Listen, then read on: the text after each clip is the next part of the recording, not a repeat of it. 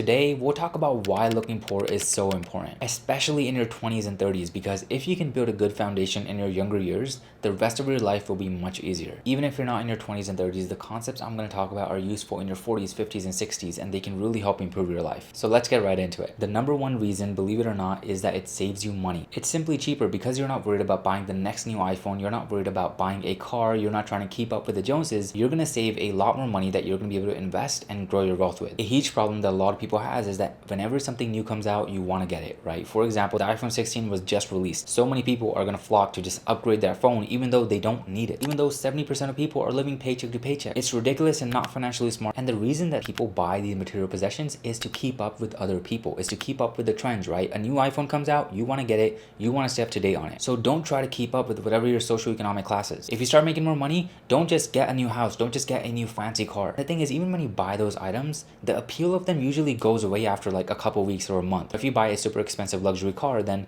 literally the appeal is only going to be there for the first month. After that, it's going to feel like driving any other car. And if you're just trying to get validation from having these material possessions, it's not going to bring you happiness in the long term. It might bring you temporary satisfaction, but it's going to fade. There are so many studies that show this. By not spending money on all those things, you can actually start saving for the things that really matter, such as a 3 to 6 month emergency fund just in case something happens, or for your retirement. You can also spend it on experiences, something that fulfills you and makes you happy. If you can save just $500 a month, that is $6,000 a year. If you can invest that in the S&P 500 and get average market returns, you will have almost $1 million in 30 years. That is a lot of money and could make a massive difference in your life, as long as you can resist the urge to buy all the material possessions today. So by living a little modestly and not trying to look rich, you're going to be able to save a lot more money because your lifestyle is simply cheaper. This will allow you to build your wealth a lot faster. And believe it or not, you'll actually be happier. Number two, the wrong people will leave you alone. This is also why you want to be careful about trying to look rich. There are so many desperate people in the world. When they see you with all those possessions, when they see you with all that money, when they see a high net worth, people are going to try to target you and try to take from you. So that's another reason why looking poor is important. And I'm not just talking about gold diggers, right? I'm talking about salespeople that will want to sell things to you,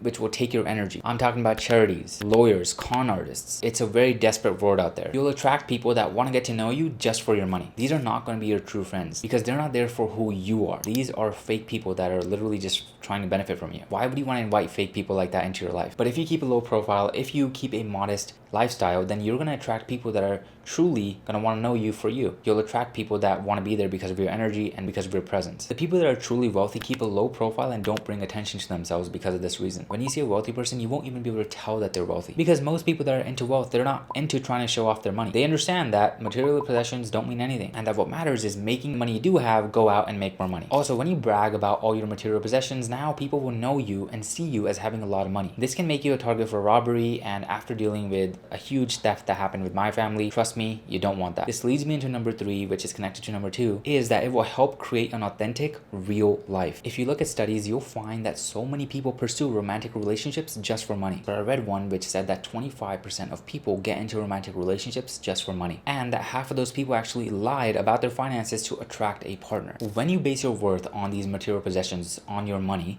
you're going to attract people that are literally only going to value you because of those material possessions, because of the money, because of these superficial items. This is not going to help you create a happy, authentic life. Because to have a good life, you need real, long-lasting relationships which are not built on superficial things and material possessions. That's because people with true wealth have inner confidence and are very secure with themselves. Wealthy people understand this, which is why they choose to live modest lifestyles instead of flaunting their wealth. Their whole identity isn't based on their material possessions. They know that living as their true self, which doesn't get validation from material possessions, is how you build long-lasting, powerful, resilient relationships. This idea carries over into all aspects of your life. You can just tell when somebody's fake, so if you can remain true to yourself, it'll have a positive effect on how you present yourself in all aspects of life. At number four, we have that it helps avoid judgment and stereotypes. This is something you hear all the time, right? When somebody gets rich, they start making more money, they start to flaunt their wealth, and the next thing you know, they've lost their friends. You'll hear them say that they didn't change, their friends changed, and that they started treating them differently. A lot of the times, there isn't much you can do about it because when you do grow your wealth, you'll bring out insecurities in other people. But I think being aware of this is very important because it'll help you realize that, hey, maybe I shouldn't flaunt my wealth around it in front of a bunch of people. That, hey, I'm not going to make other people uncomfortable because I have something that they don't have. I'm sure all the people that started earning more or that made it big can understand this. If you had friends before you started to make money or before you got wealthy, you have to be a bit more sensitive around those old friends because, hey, they're not going to be able to spend as much money as you. For example, if you go out at a dinner, this can cause some people to feel insecure about themselves. And of course, there are also negative stereotypes where people will just judge you and look at you and be like, like, oh, you're one of those people. You probably heard of or experienced it firsthand.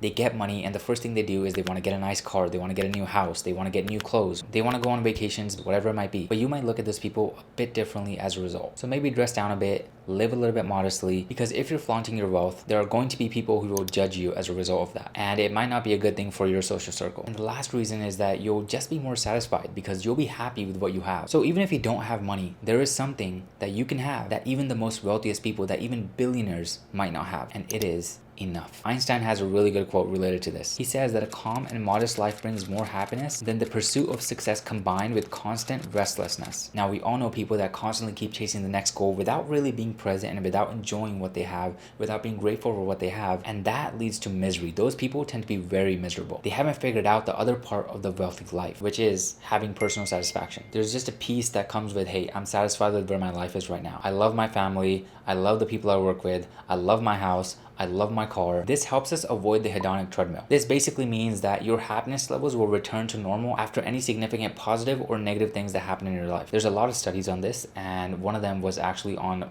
lottery winners. What they found is that even after winning life-changing amounts of money, their happiness levels return to their normal levels after a while. So sure, right when you win the lottery, right when you get that new car, right when you buy that new house, your happiness levels might go up, but after a while, they're gonna come down to normal because you're gonna get used to it. This is why you don't wanna keep up with the Joneses. It's not gonna bring you long-term happiness. You can think of it like a honeymoon period. Like when you first get in a relationship, you are so happy, but after a while, it becomes normal because you're so used to it. It's just a quick dopamine hit. So it's really important to not get caught up in this cycle because having a low profile will give you more peace of mind. Now, let me be clear, being satisfied with your life doesn't mean that you don't set goals, that you don't try to improve, that you don't try to build your wealth further. It just means that you're not so attached to those goals that it's taking away from your presence and that it's taking away from your happiness in the current moment. It means that you're grateful and appreciative for what you have. I think being grateful for the stuff that you have is so important. Literally, for running water, for having a roof over your head, for waking up in the morning. There are 200,000 people that don't get to wake up every morning. And when you apply this, you'll realize that you can be happy with the stuff that you already have. When you're about to die, you're not going to be thinking about how much money you have in the bank account. You're going to be thinking about all your relationships, all your experiences. Because at the end of the day, that's what matters more than just money. And I found that most people that are satisfied, they can get a private jet, they can get that Lambo, they can get a bigger house. But they figured out that it wouldn't make them happy. So there you have it. That is why looking poor is so important. If you watched till here, I think you'll love this video in which I go over 20 things to never waste your money on. I'll see you there, and as always, I truly appreciate every single one of you watching. Make sure to subscribe so you don't miss out on any new videos. Thank you for your time and have a great day.